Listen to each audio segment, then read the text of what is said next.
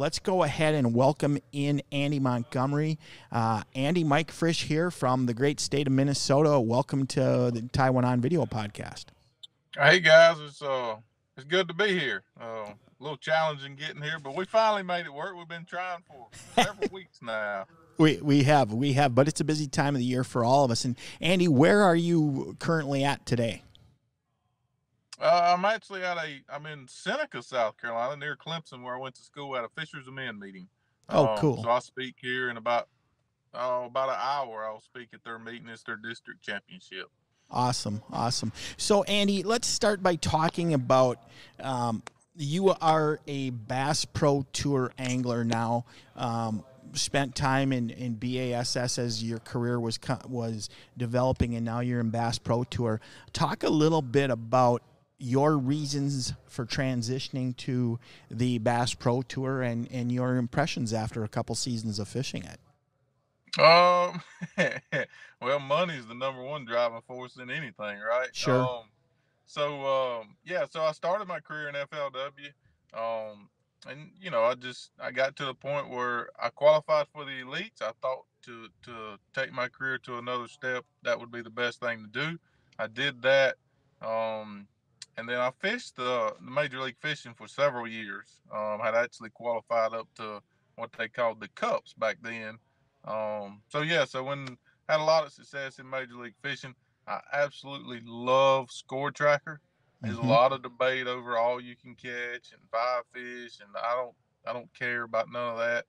Um, but the Score Tracker side of it, I absolutely love. I absolutely love knowing where you stood. So yeah, when the BPT comes out, it wasn't really that hard of a decision for me. I wanted to do it. Financially, at the time, the payouts was going to be better. Still are a little bit, and so it just made business sense.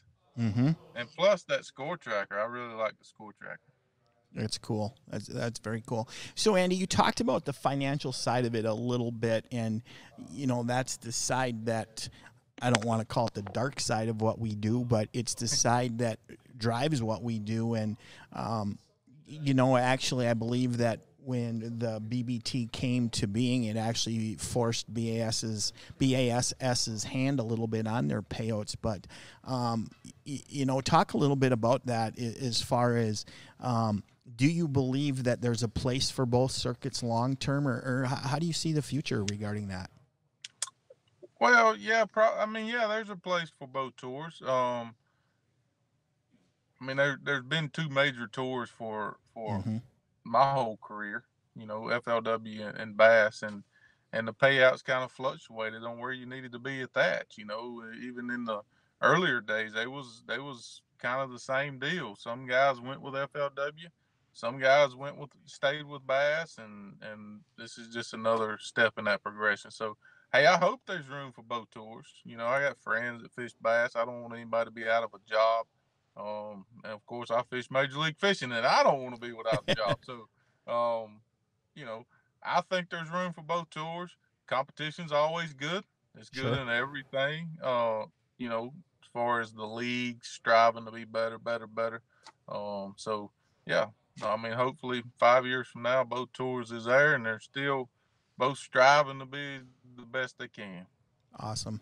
Awesome. Good insight. So, Andy, I'm going to shift gears a little bit here. I actually glanced before we went live here at the Bass Pro Tour upcoming 2022 schedule, and I see you guys are scheduled to be here in our state on Mille Lacs Lake coming up next year in September. Do Yeah. you have any experience on Mille Lacs, and if so, talk about that a little bit if you would. Yeah, I actually do. I saw fish the Angler of the Year championship there. Mm-hmm. Um and yeah, it was good. I wasn't, I was in the classic going into the deal, but I needed a good event. And I caught over 20 pounds a day, and I still think I finished in the 20s out of a 50 boat field. Yep. So, um, Mille Lacs was incredible then, and I think maybe, I don't know. This is what I'm hearing, but maybe it ain't quite as good as it was back Mm-hmm. then. The fish probably still live there.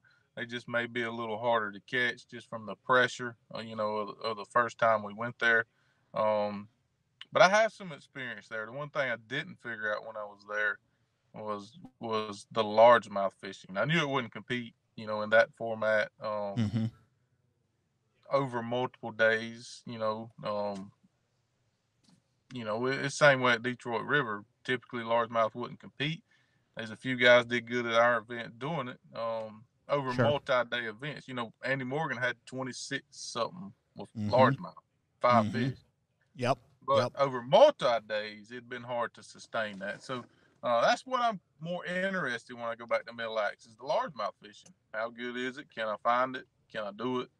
All them good questions. Sure, sure. That'll be interesting and always fun for us here in the northern reaches of the country when you guys come up here because we don't get a chance to see the pro tours in our state as often probably as those of us who are fans of the sport would like to see. So let's shift gears again a little bit, Andy, and let's talk dock skipping and pitching.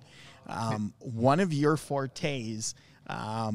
And right now here in the Midwest, we're into kind of the late summer transition, early fall period of time, and there's a lot of fish that are still living under docks. But the issue that we have is there's fewer docks because the lake property owners are starting to pull their docks for the year. But if you would, give us a little bit of thoughts on dock fishing during this time of the year. Yeah, and I actually experienced that. I never realized that they did that up north. I was in a FLW series event, I think, at Champlain, and they was rolling them out daily. Daily, you go back the next day, and them suckers is gone. Uh, Yep. it was an eye opening experience for sure. So, but yeah, the fall of the year is a great time to fish. Every time I fished either a cup event or that late season, FLW series, Toyota series type events up north, dock fishing has been good, and for me, dock fishing is good pretty much year round, Mm-hmm. with the exception of when they're spawning, hard spawning. And you can still catch them off docks, but it's just more like pitching the poles and stuff like that, where fish may be spawning around a pole. But actually skipping under a dock, fishing shade, it Mm-hmm. can be good year round as long as there's sunshine and shade. Um, the bass obviously like the shade, but the forage, the brim up there's perch, a lot of perch.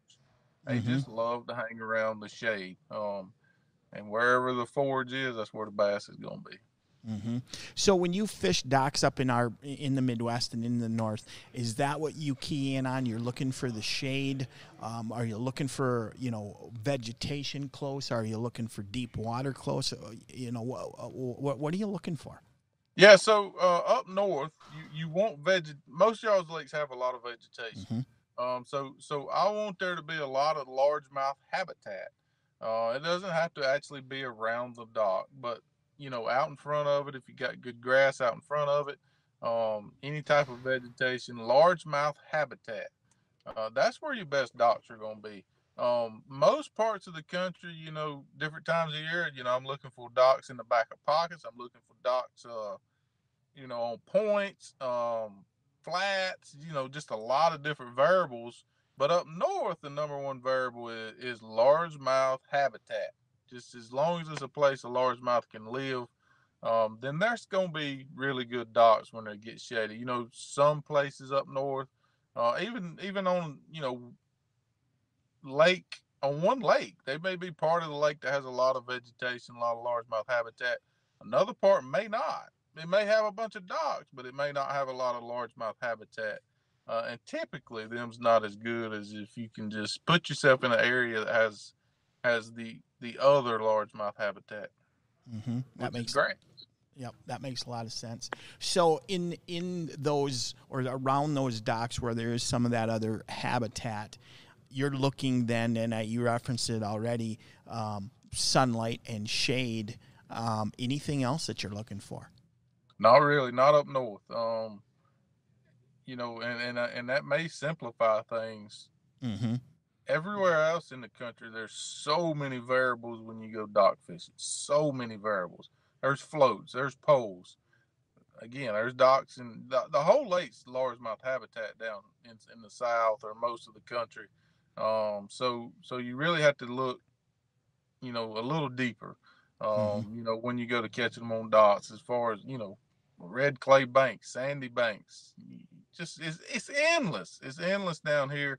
Um, there again, when I go up north, it just seems like if I just get around the largemouth habitat, then they Mm-hmm. could really be on any dock. I mean, I've caught them on nothing docks, just basically 3 foot runways that don't even have a platform, Mm-hmm. or the ones that come off and tee off into a platform. So, um, it's a little bit easier when you go up north, just because I don't want to say it's the only factor, but it is close to the only factor for me is getting in an area that's got largemouth habitat. Right. Makes a lot of sense. Well, and one of the things, Andy, we've had a drought, prolonged drought across, much of the Midwest and particularly here in Minnesota.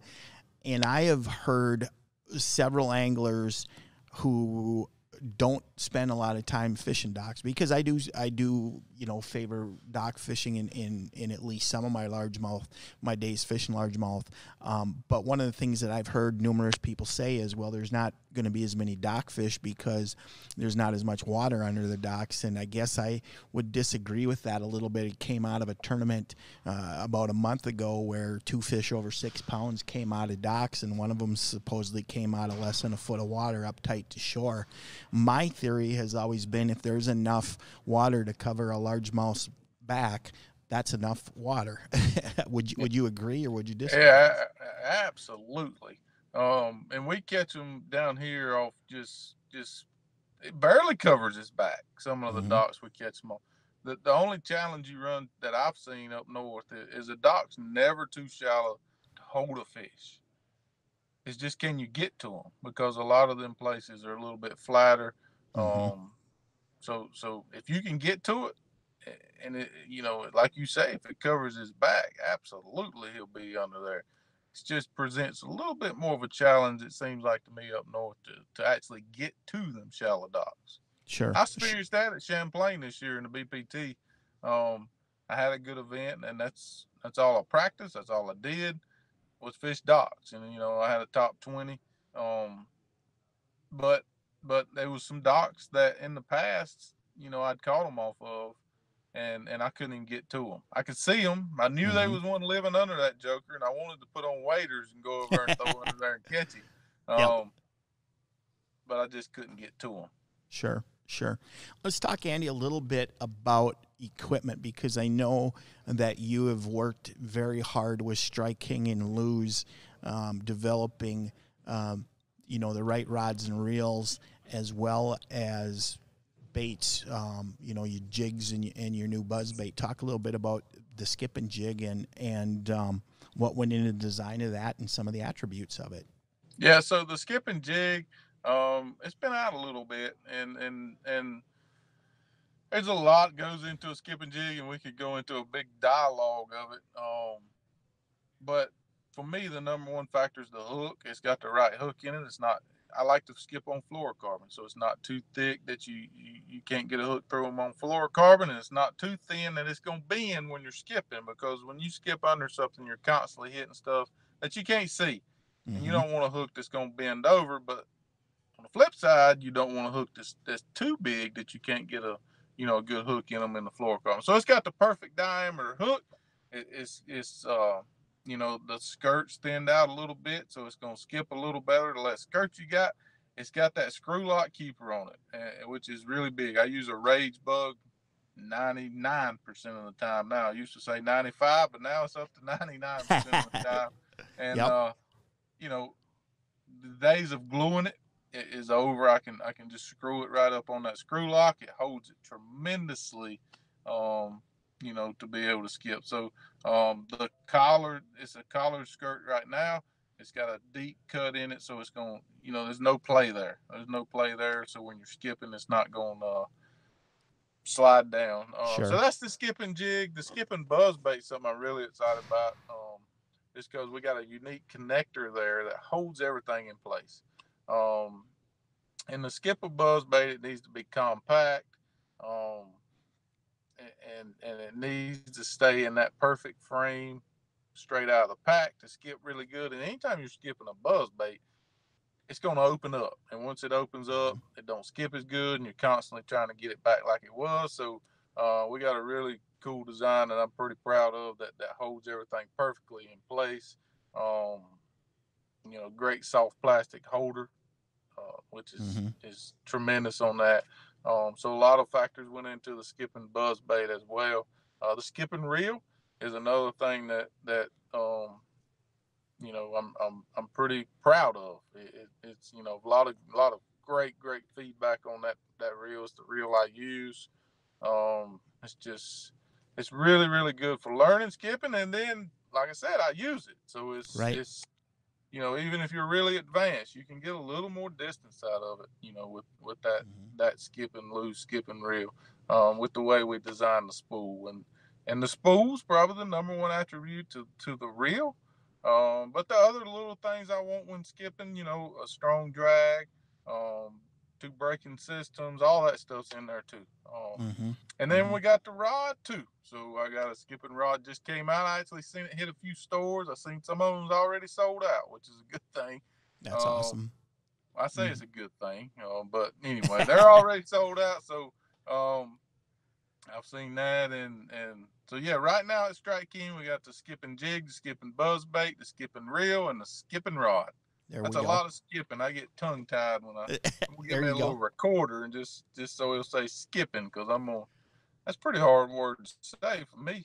There you go. There you go. Well, and let's go back in and talk a little bit. One question that I have for you: if you're fishing docks in the North Country, what size of the skip and jig are you using? You talked about the Rage Bug as the trailer. Let's talk about colors as well. Yeah, so anything perch color up there. The color I use the most, I'm trying to think of the technical. Us fishermen, we just give them names. Yep. Versus on the package, they have a technical name. But it's a green pumpkin with a few orange strands in it, Mm-hmm. because the Mm-hmm. perch have a little bit of orange on their fins. That's by far my favorite. It's not even close second. Green, because I feel like up north, I'm really imitating a perch. Mm-hmm. Most this up north is one of the few places I use a 3/8 most of the time, Mm-hmm. and I actually swim the jig a lot. Never let it go to the bottom. Just keep it coming. So that's when Mm-hmm. I really want to imitate a perch, and that's a great color to do that. I know a lot of people catch fish on black and blue up north, even in the clear water. Um, I've just always leaned towards that green pumpkinish with a little bit of orange in it, just because I know I'm trying to imitate a perch. Right. Right. And I think that colors Bama Craw, the green pumpkin with the orange in it. Bama craw. Yeah, Yep. that's it. Yep. Yep. Okay. So That's called a three green ace. pumpkin orange. There you go. There you go. So 3/8 ounce um, Bama Craw with the Rage Bug. You already talked about the fluorocarbon line. Let's talk a little bit more about the skipping and pitch and reel. Yeah. And you referenced that spool, and basically that spool is a big oversized spool that only holds a limited amount of line. Talk about the advantages of that for our listeners, if you would.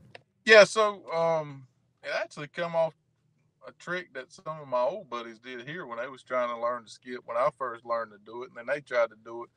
They would throw as much line as they could off, put electrical tape on it, so they couldn't backlash. And so what a backlash is created is line deep in the spool coming to the top.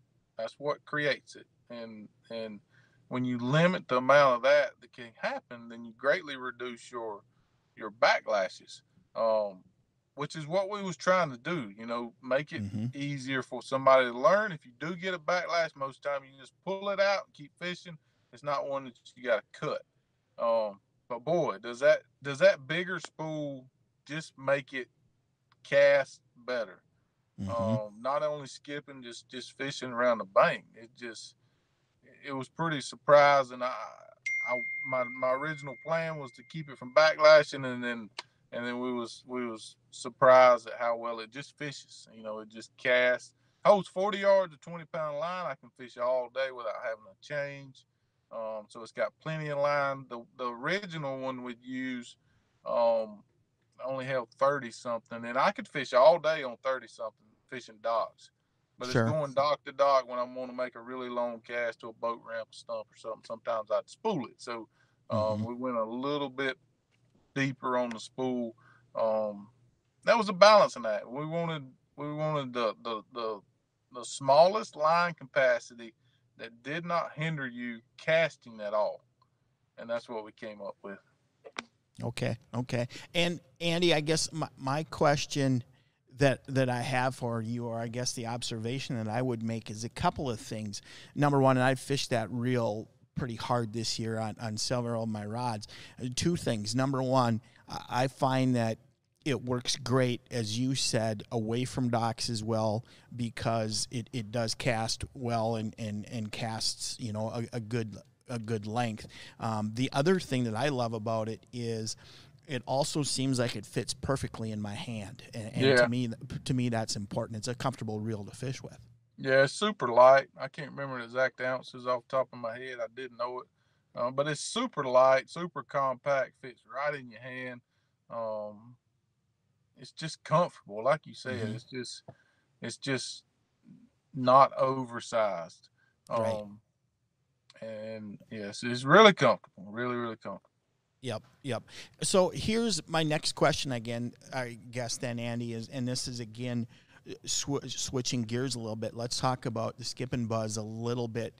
That skipping buzz bait. Okay, if you're fishing in the North Country, again, talk about colors and line and how you're going to fish that particular bait. Yeah, so I'm always gonna throw it on fluorocarbon. That's my personal preference. I really believe in it. I know a lot of guys throw it on braid, but I really believe fluorocarbon is the way to go. The buzzbait was designed. It actually comes with two different things. It comes with a rage swimmer and it comes with a frog.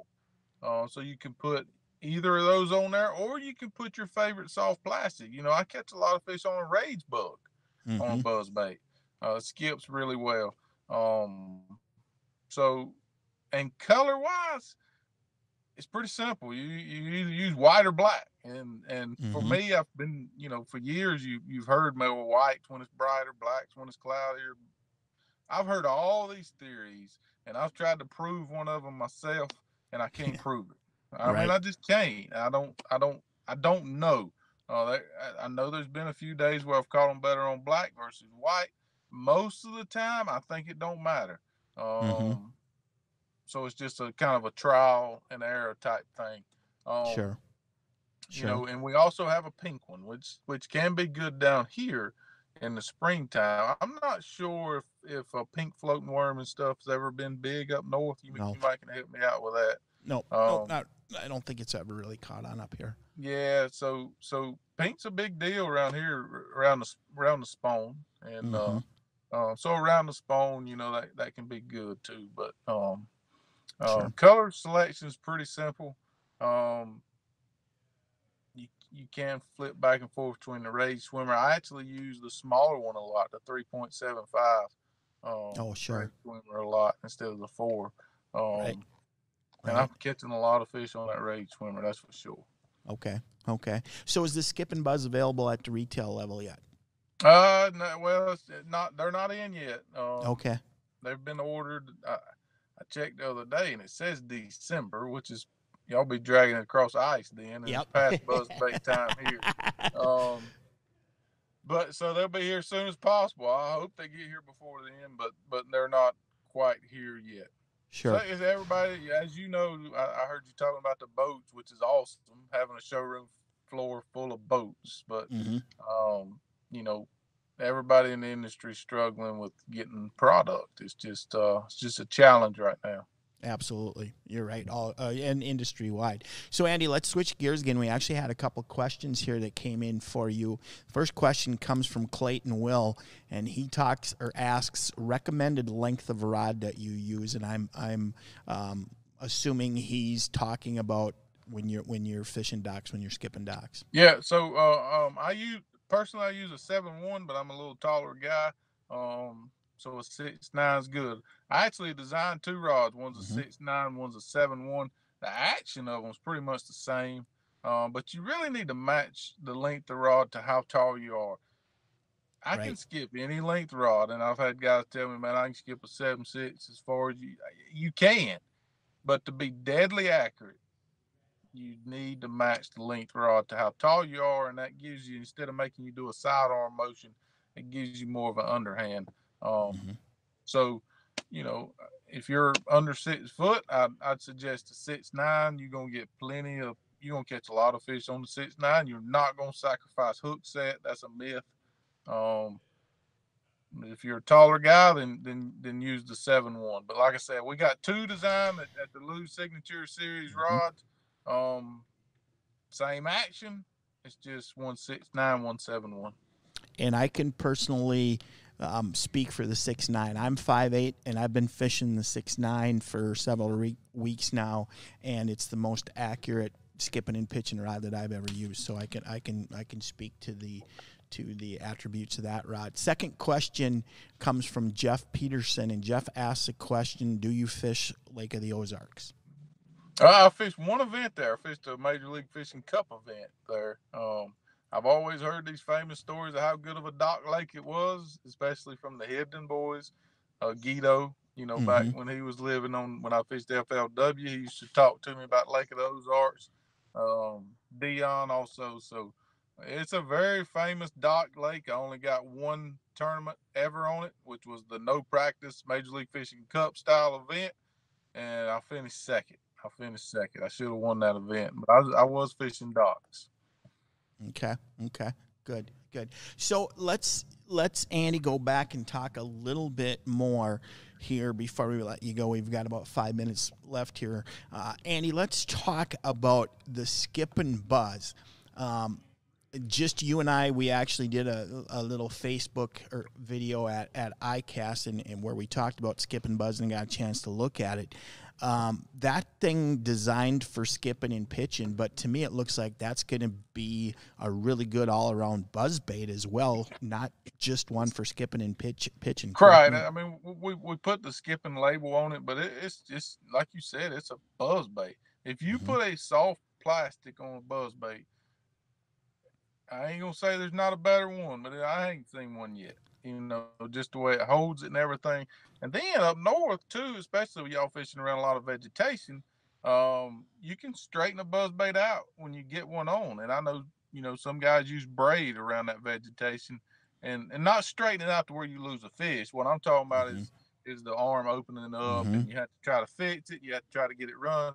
They all run great straight out of the package, but then when you catch a few or whatever and mess up that frame, you're always trying to get it back the way it was out of the package. And with this skipping buzz bait, it stays perfectly like it was out of the package. You don't have to worry about that anymore. So, even though we put the label skipping buzz bait on it, it is a tremendous buzz bait all around. I can see where it's going to shine in vegetation just for that simple fact. And when you catch Mm-hmm. one in vegetation, your buzz bait is destroyed when you get it back, and you don't have to worry about that with this one. Sure. Sure. Makes a lot of sense. Okay, so Andy, one more question, and then I'll actually two questions. You've talked about fluorocarbon line. Strike King has a new line on the market, and you've had some experience with that. Tell us about that line a little bit, if you would. Yeah, it's called Contra, and it's gonna be at a more affordable price. But man, it's as good as any high end line I've ever used in my life. And the first place I tested it was in a Major League Fishing Cup event up north, fishing docks. I think we might have been in Minnesota. I can't remember, but anyway, if a line can survive fishing docks up north, it's a good line because it's Mm-hmm. all metal docks. There's a lot of rust on there, a lot of cross members. It's just a lot of metal. Um, and man, I come away from that event so impressed with that line. So impressed with it. It's incredibly tough, and the price point's going to be, it's going to be there too. So Mm-hmm. that was the first sample I ever used, and they told me how good it was. They told I seen the strength report test. They had emailed them to me. I'd seen all the lab tests, which made me brave enough to put something brand new on in a tournament format, which was probably not the smartest thing I've ever done. But did it pass the test? I remember on the show, and nobody knew what I was talking about. I caught a couple, and then I caught a big one, just had me all wrapped up. And when I got him in, the line was just chewed to pieces, but it didn't break. And I remember on the show saying, "Boys, I got me some line now." And I was kind of talking to myself because nobody knew what I was talking about. Sure. I just knew I'd found or that made it was some. Not only did it pass the lab test, it passed the up north dock fishing test. and that's a pretty good Yeah. testimonial right Sometimes there. you see them lab reports and all that, and it's in a controlled environment, and you just want to know what it looks like in the real world.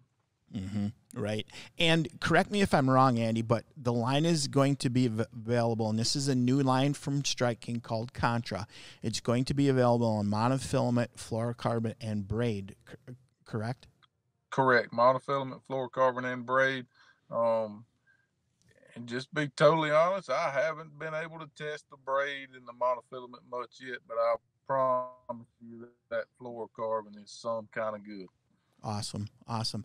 Andy, I know that you need to get to your next speaking engagement. Thank you so much for your time and your great insight. And it's good to hear someone like you with your reputation for skipping and pitching docks and particularly giving us your perspective on how to do it up here in the North Country. So thank you so much for your time.